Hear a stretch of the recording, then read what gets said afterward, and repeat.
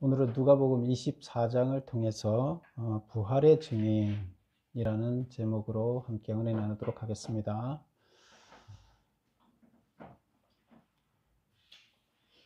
예수님께서는 금요일 날 돌아가셨죠?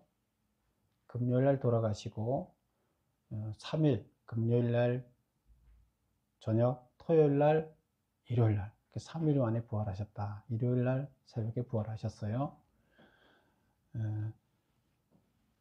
그런데 그 부활의 장면을 먼저 예수님께서 그를 따르던 여자 제자들에게 먼저 보여줬어요. 그리고 그 소식을 전해줬죠. 마리아가 와서 제자들에게 12제자들, 11제자죠. 지금 11제자한테 와서 전해주니까 11제자들이 그 소식을 듣고 달려가 봤어요. 달려가 봤더니 아니나 다를까 예수님은 안 계시고 무덤이 비어 있었어요. 그래서 부활했는지 안 했는지 지금 정확하게 몰라요. 근데 믿을까요? 안 믿을까요? 안 믿어요, 아무도. 부활했다고 생각을 못 해요. 그래서 지금 부활했다고 생각을 못 하고 있고, 그 전에 예수님께서는 부활한다고 여러 번 얘기를 했어요. 제자들한테. 한 6번 정도 얘기를 이렇게 하셨는데, 제자들은 귀에 담아 듣지 않았어요. 왜?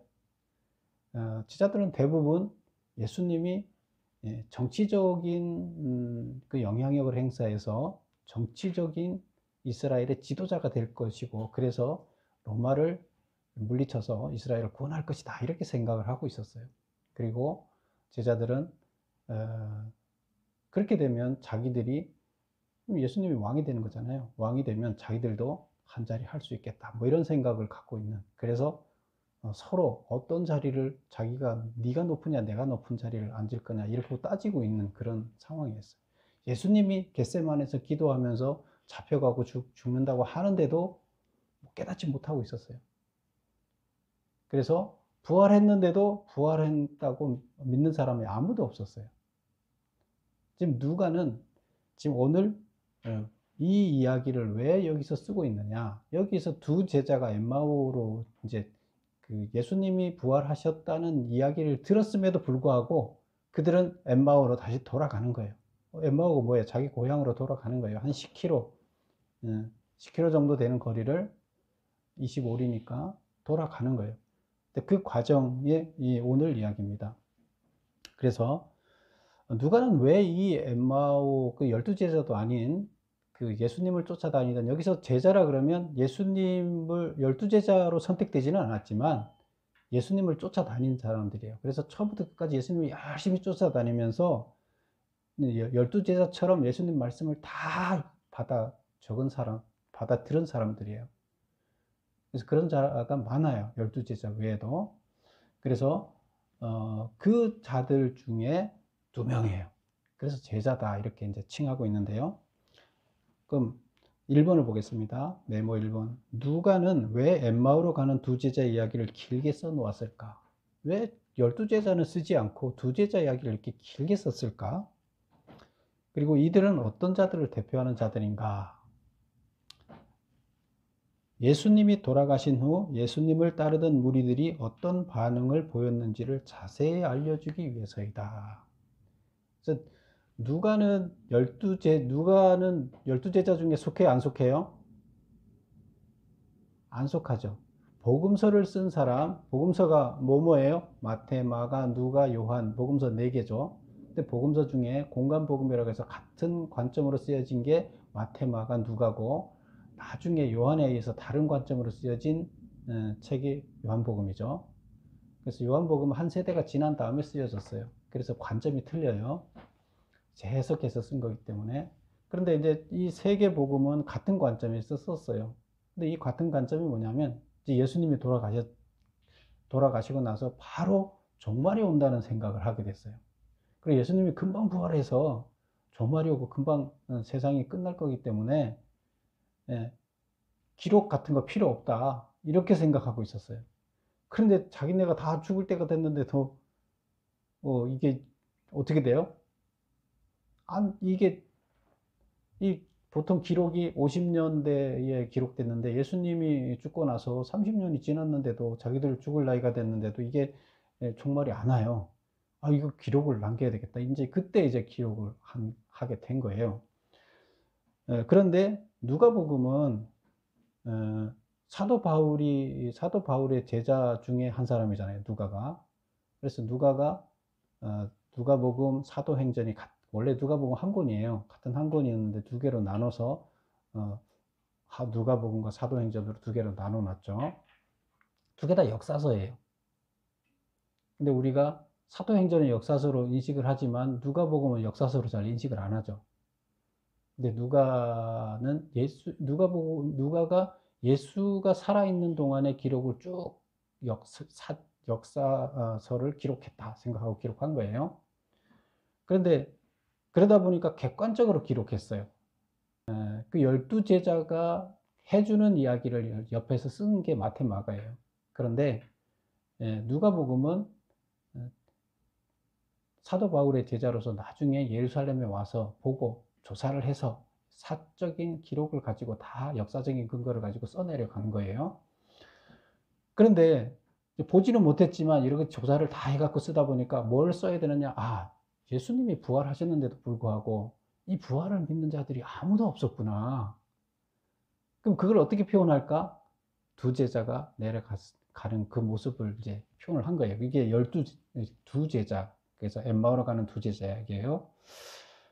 그리고 2번 보면 이들은 예수님이 돌아가셨기 때문에 모든 것이 끝났다고 생각하고 흩어지는 무리 중에 하나였다. 예수님이 정치적으로 로마를 물리치고 이스라엘을 구원해 줄 거라 생각했는데 예수님이 죽었잖아요. 그러니까 이게 메시아가 아니다. 끝났다. 이제 그러고 이제 돌아가는 거예요. 그래서 이때 분위기가 어땠느냐? 객관적으로 누가가 봤을 때 다 예수님이 죽고 난 다음에, 예수님이 죽은 것은 사실은 하나님의 계획에 의해서 십자가에 달려서 죄 문제를 해결하기 위해서 누군가가 대신 죄를 지고 죽어야 되잖아요. 그래서 죽은 건데, 이때 제자들을 비롯해서 거기에 모였던 다 군중들은 그렇게 생각을 했다 안 했다? 안 했다는 거예요. 잘못 생각했어요. 근데 잘못 생각한 근본적인 원인은 어디에 있었어요? 지금 로마 통치하에 있으면서 로마로부터 구해줄 정치적인 메시아가 등장할 것이라고 가르쳐줬고, 그것을 또 다 믿고 있었고, 유대인들이. 그러면서 그런 메시아를 머릿속에 상상하고 있었기 때문에 예수님이 그런 자일 거라고 생각을 했기 때문이에요. 그리고 제사장들을 비롯한 종교 지도자들이 종교적인 잘못된 해석을 가지고 그들을 가르쳤기 때문이에요. 그래서 어쨌건 잘못된 인식을 하고 있었다. 아무도 예수님이 죄 문제를 해결하러 죽는다는 생각을 못하고 있었고, 이제 끝났다고 생각을 하고 있었다. 두 번째 보겠습니다. 그래서 그때 그 상황을 이 이야기를 가지고 표현을 합니다. 두 제자는 예수님을 어떤 분으로 인식하고 있었는가? 그렇다 그러면 그 제자들은 어떤 식으로 예수님을 인식하고 있었나요? 예수님의 부활 소식을 듣고 이를 신뢰했는가? 1. 예수님을 죄의 문제를 해결해줄 영혼 구원의 메시아보다는 로마 압제에서 해방시켜줄 정치적 메시아로 보았다. 누가? 지금 이 두 제자에 관해서 얘기하는 거예요. 근데 이게 어디 나와 있어요? 두 제자가 어떤 사람이냐? 21절에 보면 우리는 이 사람이 이스라엘을 속량할 자라고 바랐노라. 이 말이 그 말이에요. 죄를 속량한 게 아니라 이스라엘을 로마로부터 속량할 자라고 봤다. 이제 이게 그 두 제자. 이 두 제자처럼 거기 모였던 사람들의 의식이 다 이랬다는 걸 표현해 주는 거예요.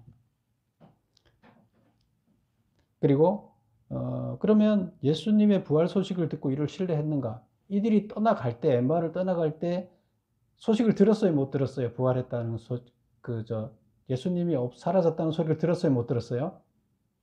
그 앞에 보면 24장 1절에서부터 그 12절까지 나오는 이야기가 아까 말씀드렸던 마리아 여자들이 가서 예수님 그걸 보고 왔는데 무덤이 비어 있더라. 제자들한테 얘기를 했는데 아무도 안 믿었다는 거죠. 그랬으니까 이들도 당연히 안 믿었겠죠. 그래서 사도들을 비롯한 예수님을 따르던 무리들은 빈 무덤 소식을 듣고도 부활을 믿지 않았다. 그래서 부활했다는 생각을 안 하는 거예요. 안 했으면 믿을 수도 없었던 거죠. 세 번째, 예수님이 그들과 동행했으나 그들은 알아보지 못했다. 그들은 어떻게 예수님을 알아볼 수 있었는가? 이를 통해 알 수 있는 것은 무엇인가? 예수님이 그들과 동행을 했잖아요. 그 17절에 보면 예수께서 이르시되 너희가 길 가면서 주고받고 하는 이야기가 무엇이냐 하면서 이제 그 둘이 가는데 끼어들어서 예수님이 그들과 같이 세 명이 가면서 이제 얘기를 쭉 가잖아요. 그랬더니 당신은 도대체 누구냐? 우리 예루살렘에서 있었던 이야기를 모르냐? 이렇게 이제 얘기를 하는 거죠. 예수님한테. 그러니까 예수님께서 무슨 일이냐? 그랬더니 예수에 관한 이야기를 이렇게 해주고 있죠.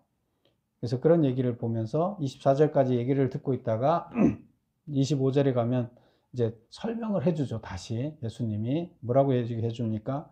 이르시되 미련하고 선지자들이 말한 모든 것을 마음에 더디 믿는 자여, 그리스도가 이런 고난을 받고 자기의 영광에 들어가야 할 것이 아니냐 하시고, 이에 모세와 모든 선지자의 글로 시작하여 모든 성경에 쓴 바 자기에 관한 것을 자세히 설명하니라. 자세히 설명을 해줬어요.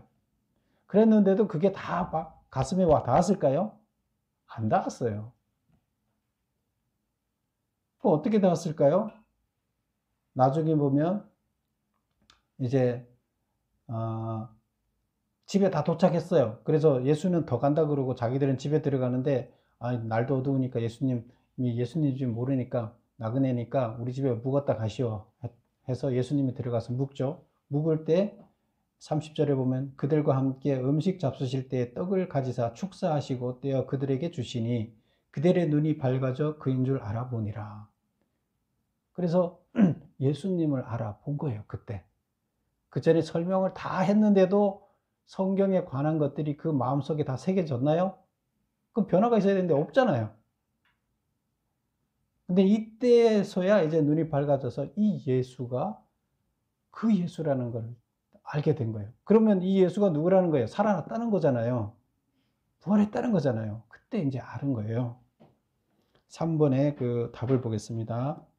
1번, 이들은 예수님이 성경에 기록된 자신에 관한 것을 자세히 설명하고 축사하시자 그들의 눈이 밝아져 예수를 알아볼 수 있었다. 그 전에 예수님을 못 알아봤어요. 그런데 예수님이 자세히 설명을 해주고 축사를 해주자 하나님의 은혜로 인해서, 예수님의 은혜로 인해서 이들이 예수님을 깨닫게 됐다는 거예요. 스스로 깨달을 수가 없었다는 거예요. 설명을 해줘도. 그 다음에 그렇다 그러면 우리가 이 사실을 통해서 우리가 알 수 있는 것이 뭐냐? 2번, 인간이 스스로 하나님의 말씀인 성경과 그와 관련된 일을 알아보는 것은 불가능하며 오직 하나님이 우리의 눈을 열어주실 때만 가능하다. 결국 우리가 성경을 열심히 읽고 연구를 한다고 하지만 하나님의 성령이 우리를 깨우쳐 주지 않으면 그냥 객관적인 사실은 사실이고 그게 우리한테 마음속에 새겨지지 않는 거죠. 그냥 어떤 성경에서 얘기하는 이야기일 뿐이고 진실이라고 믿지도 않고 진리라고 믿지도 않고 그냥 그런 이야기 중에 하나다 생각을 하겠죠. 그러나 그게 진리로 사실적인 것으로 역사적인 사건으로 인식이 되고 나한테 딱 새겨져야 되는데 그것은 하나님의 은혜로만 가능하다, 이런 얘기가 되겠습니다. 하나님이 눈을 떠줬을 때 가능하다는 거예요. 그러니까 이것을 누가는 여기서 얘기하고 있습니다. 그래서 두 제자들을 통해서 이때 사람들이 다 이랬다. 두 제자처럼 예수님이 죽고 우리 죄를 지고 죽고 부활했고 하나님의 계획에 따라서 하나님의 영광이 드러나야 되는데 이들은 다 지금 좌절해서 이 나라를 구할 줄 알았는데 이것도 아니고 아무것도 아니다, 좌절하고 다 이제 자포자기하고 가는 거예요. 분위기가 그랬다, 이걸 표현해 주고 있습니다. 그 다음에 보면 4번, 모든 것이 끝났다고 생각하던 두 제자가 다시 예루살렘으로 돌아간 이유는 무엇일까? 그 보면 32절에 보면 31절에 이제 눈이 밝아져서 알았다 그랬잖아요. 32절 그들이 서로 말하되 길에서 우리에게 말씀하시고 우리에게 성경을 풀어주실 때에 우리 속에서 마음이 뜨겁지 아니하더냐. 자기들끼리 이제 얘기를 하는 거예요. 예수님을 알아보는 순간 예수님은 사라졌어요. 그리고 자기들끼리 얘기하는 거예요. 아, 그때 뭐가 좀 틀리지 않았어? 마음이 뜨거워지지 않았어? 이렇게 얘기를 하는 거고, 그 다음 보면 33절, 곧 그때로 일어나 예루살렘에 돌아가 보니. 어디로 갔어요? 집으로 왔다가 바로 예루살렘으로 돌아갔다는 거예요. 잠자야 되는데, 잠자지 않고 바로 돌아갔다는 거예요. 이게 뭐 때문에 이런 거예요? 예수님이 살아난 예수님을 봤잖아요. 말은 여기서 표현 안 하고 있지만 예수님을 만났잖아요. 그리고 근지를 깨달았잖아요. 그래서 예수님을 깨닫고 나서 예수님이 부활했다는 걸 깨닫고 나니까 이게 놀라운 사건이잖아요. 이거 가서 알려줘야 될 것 같아요. 제자들한테 가서. 예수님은 아무도 못 만났을 것 같은데 자기들 만난 거예요. 가서 알려줘야죠. 부활했다고, 살아났다고. 4번, 1번. 눈이 열린 후 부활하신 예수님을 만났기 때문이다. 왜 예루살렘으로 갔다고요? 부활하신 예수님을 만났기 때문이에요. 놀라운 사건이 벌어졌어요. 이변이 일어났어요. 자포자기 했는데 이게 자포자기 할 일이 아니다는 거예요. 끝이 아니라 이제부터 시작이라는 것을 알았기 때문에. 예수님이 부활했다 그러면, 죽었다가 부활했다 그러면 뭔가 이변이 일어날 것 같잖아요. 그런데 지금 예수님이 풀어서 얘기를 해준 것을 듣고 났을 때 이들이 뭔가 깨달았는데, 그때는 어떻게 메시아를 바라봤을까요? 이스라엘을 로마로부터 구원할 정치적인 메시아로 바라봤을까요?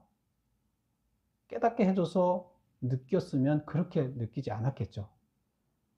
우리의 죄 문제를 해결하고 구원해줄, 우리의 영혼을 보내줄 메시아로 보게 되었겠죠. 그래서 이런 것이 스스로 깨우치지 못했는데 예수님이 깨우치게 해줌으로써 그들이 알게 됐고, 이렇게 예수님이 가르쳐 줬다. 이런 것을 지금 이 이야기를 통해서 누가는 전달하고 있는 거예요. 그 다음 보겠습니다. 5번. 이 땅에 오신 예수님이 구원 사역에서 거둔 가장 큰 결실은 무엇인가? 그렇다면 예수님께서 이 땅에 오셔서 예수님이 자기의 그 하나님 자리를 버리고 인간의 몸을 입고 낮은 자리에 온 거잖아요. 그리고 우리의 죄 문제를 해결하기 왔는데, 그렇게 와서 거둔 가장 큰 결실은 뭐냐? 그 이유는 뭐냐? 1. 가정과 가족을 버리고 가진 소유물을 버리고 목숨을 내놓고 갈릴리에서부터 예루살렘에 이르기까지 수년 동안 예수님을 따른 사람들이었다. 가장 좋은 결실이 뭐라고요? 그를 따른 사람들이에요. 모든 걸 버리고 자기를 따른 사람들이 예수님이 얻은 결실이에요. 왜 그러냐? 그 이유는 예수님이 하시던 일을 이어받을 사람이기 때문이에요. 결국 예수님은 자기가 하던 일에 길을 열어놓고 그 일을 대행자를 통해서, 하나님의 방식이죠. 대행자를 통해서, 상속자를 통해서 그 일을 감당하는 거죠. 근데 그 일을 감당할 제자들을 얻은 거죠. 그게 가장 큰 결실인 거죠. 그러면 제자들을 교육시킨 거죠, 결국에. 그래서 그런 제자들을 얻었다는 게, 제자들을 엄청나게 얻었나요? 그거 아니에요. 제대로 교육된 몇 명의 제자들이에요. 예수님이 능력이 있으면 수백 명을 교육시켰으면 엄청 빨리 됐을 거 아니에요. 근데 왜 그렇게 조금밖에 교육 안 시키고 왔을까요? 그만큼 힘들다는 거예요. 교육이라는 게. 6번 보겠습니다. 예수님이 그를 따르는 자들을 교육시키는 일에 중점을 두셨다. 그 교육의 마지막 도달점은 무엇이었는가? 제자들이 스스로 실패자라는 사실을 느끼도록 하는 것이다. 그리고 그 실패를 통해 자신이 예수님의 제자가 되기에 무자격자라는 의식에 도달하는 것이다. 제자들이 예수님이 죽기 전에는 어떤 상태였어요? 예수님이 한 자리를 하게 되면 내가 무슨 자리에 앉을까를 서로 싸우고 있다 그랬죠. 서로 누가 높으냐 싸우고 있다 그랬죠.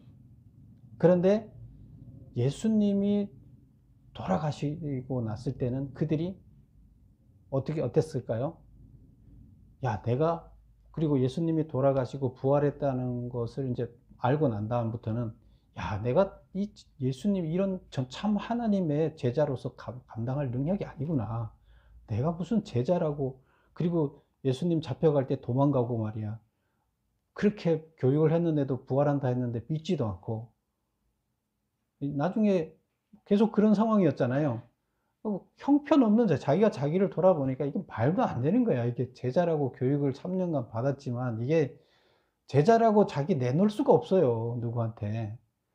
예수님이 다시 부른다고 해도 자기 이제 창피해서 자기는 이제 도망가야 돼요. 무슨 제자 자격이 있어요. 그래서 그들이 다 어디로 가는 거예요? 그래서 예수님이 부활한 거 알면서도 자기 집으로 돌아가겠다는 거예요. 가서 고기 잡으러 가자. 자기들이 원래 어부였잖아요. 본업으로 돌아가자는 거예요. 나는 제자의 자격이 없다. 그러고 갔어요. 예수님은 그걸 알고 갈릴리에 가서 기다리시는 거죠. 고기 잡으러 올 줄 알고 실패해서 실패의 마음으로 이제 나는 이제 자격이 없다 하고. 하나님이 바라는 건 뭐예요? 예수님이 바랐던 건 뭐예요? 바로 그런 자세예요. 내가 할 수 있다. 내가 장관을 할 수 있다. 이거 아니에요. 거기에는 하나님이 역사하지 않아요. 나는 능력이 없다. 내가 할 수 있는 능력은 없는데 하나님께서 나를 사용하시면, 힘을 주시면, 내가 아무 자격도 없는 나를 사용하시면, 하나님 사용하시면 가능하지만 그렇지 않고 내 힘으로 하려면 안 된다는 걸 깨달아야 되는 거예요. 그래서 하나님의 일을 하는 사람들은 내 힘으로 하려고 할 때 하나님 거기 역사하지 않는다. 정말로 하나님의 역사가 일어나려면 무자격자 의식이 있어야 된다. 그래서 탕자의 비유도 마찬가지예요. 탕자의 비유에서 가서 자기가 이제 나는 아들이 될 자격이 없습니다 하고 돌아왔을 때 그에게 가락지를 끼워주고 모든 것을 물려줬어요. 그 얘기가 같은 얘기예요. 그래서 예수님의 교육의 마지막 도달점은 자기는 자기 능력으로 아무것도 할 수 없다는 생각에 도달하게 하는데 목표가 있었던 거예요. 그럼 성공한 거예요? 못한 거예요? 예수님 교육은 성공한 거예요. 하나님은 반드시 성공합니다.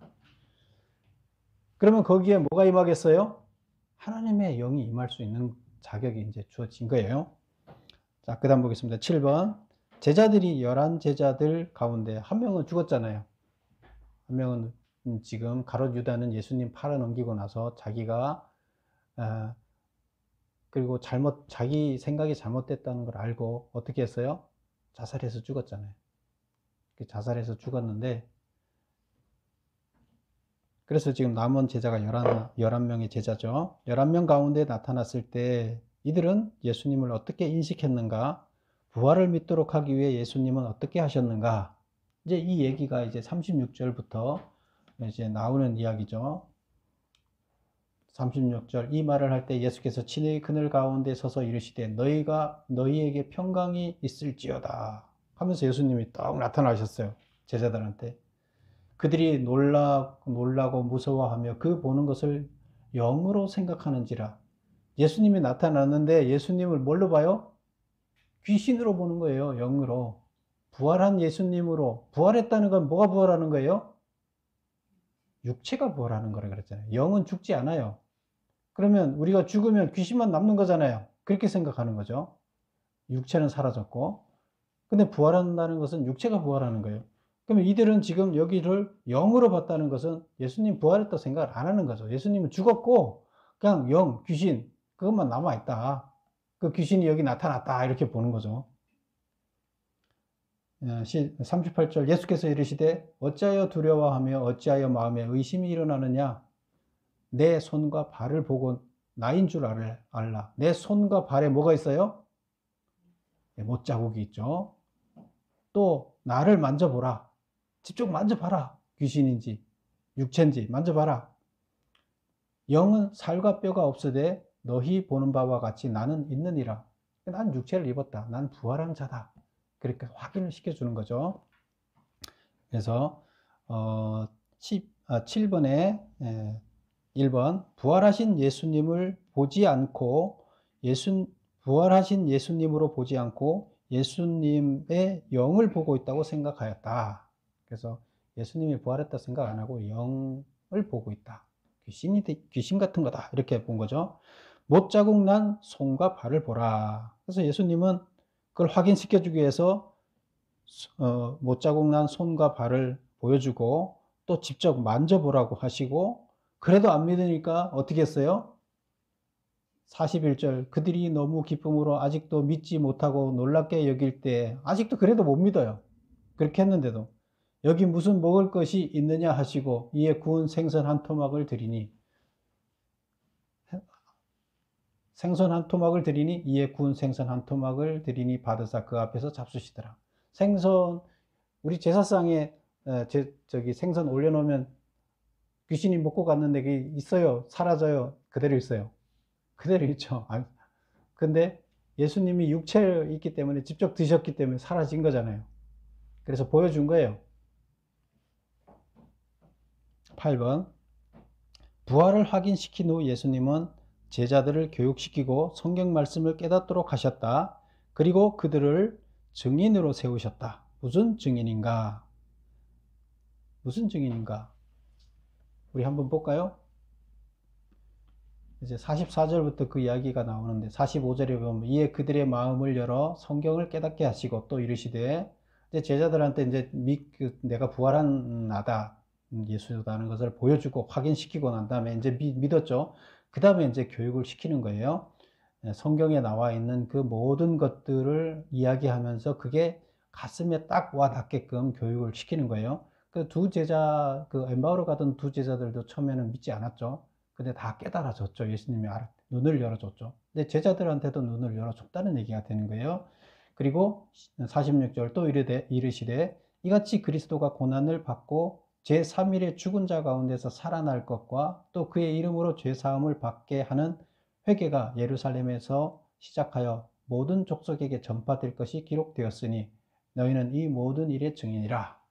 그래서 증인이 뭐의 증인이냐? 답을 보겠습니다. 그리스도가 고난을 받고 제3일에 죽은 자 가운데서 살아날 것과 부활한다는 거죠. 그 이름으로 죄사함을 받게 한다. 우리의 죄를 지고 돌아가셔서 다시 살아나셨고, 그 다음에 우리를 죄사함을 받게 한다. 그래서 회개가 예루살렘에서 시작하여 모든 족속에게 전파될 것에 대한 증인이다. 그래서 회개를 통하면 우리가 예수님의 죄사함에 동참하는 거죠. 우리 회개하고 예수님을 믿으면. 그래서 그렇게 해서 죄사함의 그룹에 다 들어가게끔 회개를 통해서 그거를 이 산 역사, 이 사건의 죄 문제를 해결하는 사건의 증인이다. 증인이 되라는 거예요.